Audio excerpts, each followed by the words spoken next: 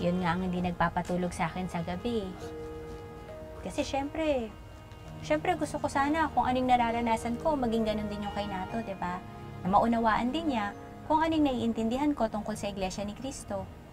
Tsaka, sana dumating yung panahon na kasama ng anak namin, yung buong pamilya namin, nasa tamang relihiyon na kami. Eh bakit hindi mo pa ipagtapat? Lalo na ngayon, nagsisimula ka na sa pagdudoktrina. Ilang buwan na lang at babautismuhan ka na sa iglesia. Siguradong magagalit kasi si Nato pag nalaman niya na nakikinig na ako sa Iglesia ni Cristo eh. Hihiwalayan ako nun tiyak. Hiwalay? Agad-agad? Oo eh. Pinagtalunan na kasi namin to dati. Walang magpapakumbinsi, papahikayat na mag-Iglesia ni Cristo.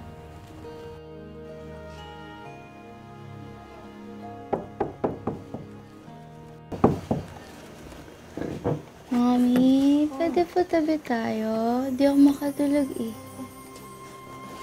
Ito ka na. Ito ka na. Talaga.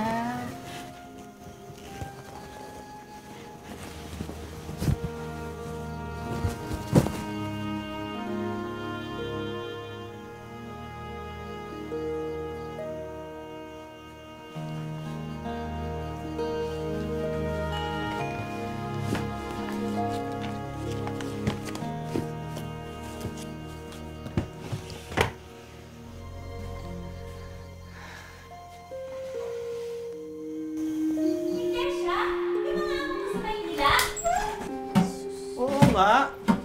Yung amo ko tsaka yung buong pamilya niya, iglesia, ano ba problema din? Niyaya ka nila sa Bible study nila, no? Oo. Sumama ka naman. Ay, siyempre hindi. Naku, sinasabi ko sa'yo na to, wag na wag kong mababalitaan na sumasama-sama ka dyan sa mga iglesia na yan. Baka magpapakumbinsi ka sa mga yan, ha?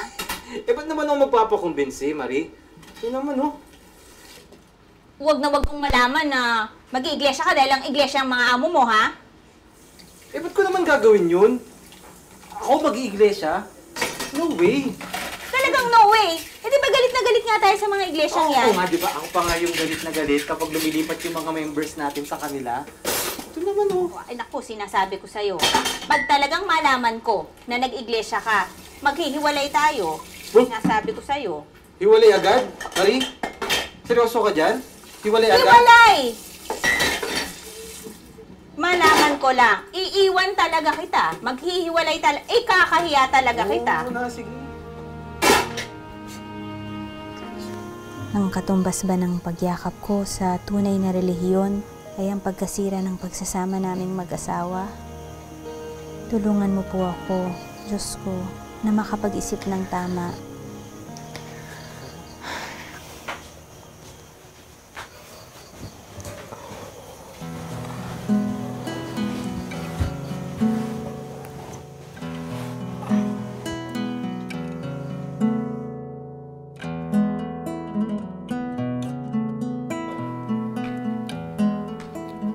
Nato, hindi ka ba tapos sa ginagawa mo?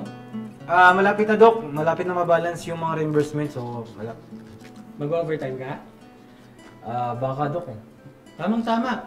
Diyan sa bahay namin ngayon gaganapin yung doktrina namin. Darating yung ministro namin na nakadestino. I'm inviting you again. Sana naman makapakinig ka sa mga aral at turo ng Iglesia ni Cristo. Doc, tapusin ko na lang po muna to siguro. Mamaya pa naman, inaayos pa naman yung lugar.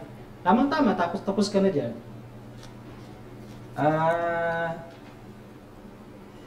Doc, baka pwedeng huwag na lang po akong dumalo, huwag na lang po akong umattend. Kasi... Bakit naman? Ilang beses mo nang tina-turn down ang invitation namin sa'yo.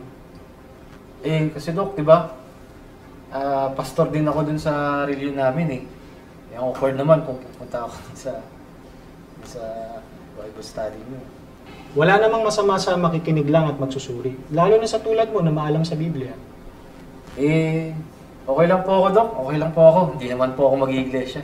Hindi naman sa porkit nakinig ka, iglesia ka na.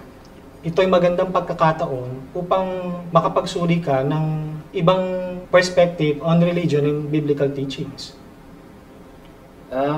Sa ibang araw na lang po. Yeah.